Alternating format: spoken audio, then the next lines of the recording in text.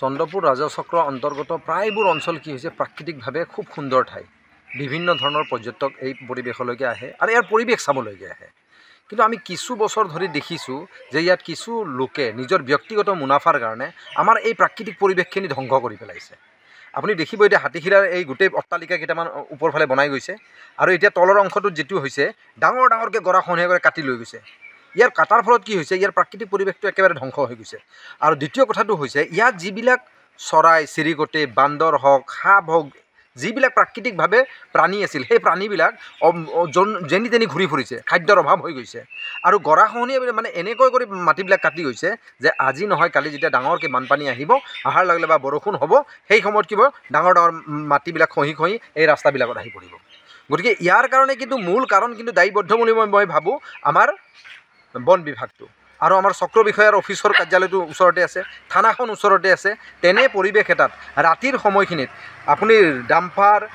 Poclain JCB গোটেইবিলাক লাগি থাকে অহৰহ এই মাটিবিলাক কাটিছে কাটি লৈ গুচি গৈছে আৰু আমাৰ যিখিনি প্ৰশাসনিক বিষয় আছে তেওঁলোকে চকু মোজা ভাউজৰি ৰখি আছে ইয়াৰ কাৰণে দায়ী সম্পূৰ্ণৰূপে প্ৰশাসন বুলি মই ভাবোঁ এই পৰিৱেশৰ আৰু এই পৰিস্থিতিৰ যিটো সৃষ্টি হ'ব ওলাইছে অনাগত সময়ত চন্দ্ৰপুৰৰ যিখিনি প্ৰাকৃতিক পৰিৱেশ সম্পূৰ্ণৰূপে ধ্বংস হৈ যাব দেখা পোৱা গৈছে হাতীচিলা যিটো আছেই 144 লাগি আছে এই পাহাৰটো ৰাস্তাখন দেখিছে আপুনি ৰাস্তাটো সিটো পাৰেও ডাঙৰ ডাঙৰ পাহাৰ আছিলে সেইখিনি কাটি সমান হৈ গ'ল এতিয়া আৰু এতিয়া এই পাহাৰখন যিখন আছে সম্পূৰ্ণভাৱে ডাঙৰ থিয়কৈ কাটি গৈছে তাৰপিছত কি হ'ব বৰষুণ আহিব গোটেই ৰঙা মাটিবিলাক এই ৰাস্তাটোত আহিব এই গোটেই ৰাস্তা শেষ হৈ যাব তাৰপিছত ক'ব ৰাস্তাটো বেয়া হৈছে ৰাস্তাৰ কাৰণে PWD পইচা দিব লাগিব কিন্তু ইয়াৰ সম্পূৰ্ণৰূপে দায়ী এই প্ৰশাসন ব্যৱস্থাটোত কোন জড়িত আছে বন বিভাগ জড়িত আছে চক্ৰ বিষয়া জড়িত হৈ আছে পুলিচ প্ৰশাসন জড়িত হৈ আছে যদি তেওঁলোকে তেওঁলোকৰ দায়িত্বখিনি সম্পূৰ্ণৰূপে পালন কৰি গ'লহেঁতেন সময়মতে তেনেহ'লে এই প্ৰকৃতিৰ যিটো ধ্বংসলীলা চলি আছে সেই ধ্বংসলীলাটো আজি নহ'লহেঁতেন পানীখেতিত আৰু কাষত থাকিব সেই মন্দিৰটো দেখিছে আপোনালোকে এই মন্দিৰটোত এই পাহাৰৰ যিটো ৰঙা মাটিৰে বৰষুণৰ সময়ত সম্পূৰ্ণ ভৰ্তি হৈ যায় আৰু হাতীখিলা গণেশ মন্দিৰটোলৈকে যাওক আপুনি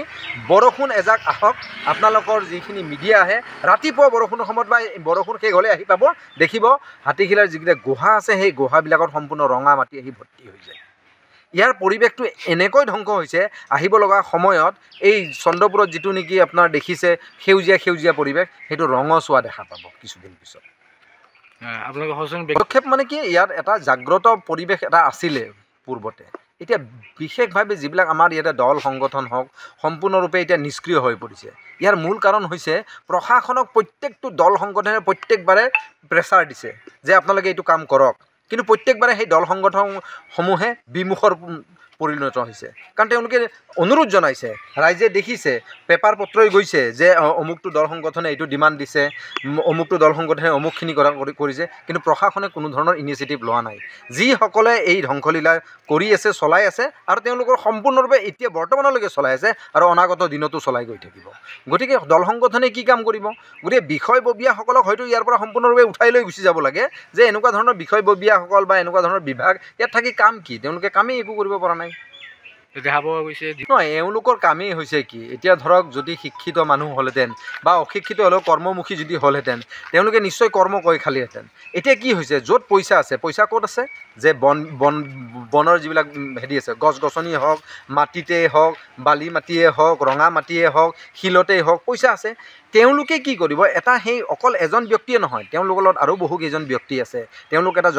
মানে একেলগে বহি আলোচনা কৰিব যে আজি এইখন পাহাৰ কাটিম ইমান মাটি পাম কাটাৰ নামত ইমান পাম বেলেগত ফিল আপ কৰিলে ইমান পাম গতিকে দুইফালে মুনাফা এটা হৈ আছে সেই কামটো আপুনি আৰু মই কৰিব নোৱাৰোঁ সেই বস্তুটো আমিও দেখিছোঁ যে মুনাফা এটা আছে কিন্তু আমি প্ৰকৃতিৰ প্ৰতি আমাৰ এটা মৰম আছে বা এই ৰাইজৰ মৰম আছে বা যিসকল ইয়াত ব্যক্তি আহে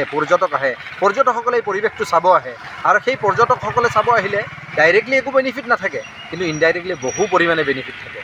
কিন্তু এওঁলোকে যিটো নেকি নিজৰ ব্যক্তিগত মুনাফাৰ কাৰণে কাম কৰি গৈ আছে এই সংগঠনবিলাকে যিবিলাকে আপুনি যে ক'লে দীনবন্ধু আৰু কোনোবা ব্যক্তি যদি আছে তেওঁলোক সম্পূৰ্ণৰূপে কেনেকৈ জড়িত হৈ আছে মই ডাইৰেক্টলি গম নাপাওঁ কিন্তু নামবিলাকতো আমিও শুনি থাকোঁ কিন্তু তেওঁলোকে ব্যক্তিগত মুনাফাৰ কাৰণে সেই কামটো কৰিছে কিন্তু অনাগত দিনত ইয়াৰ কিন্তু যিটো কুফল এই কুফল গোটেই চন্দ্ৰপুৰবাসীয়ে ভুগিব লাগে যিকোনো খবৰৰ বাবে যোগাযোগ কৰক 7099017330 লগতে 7099017110 নম্বৰত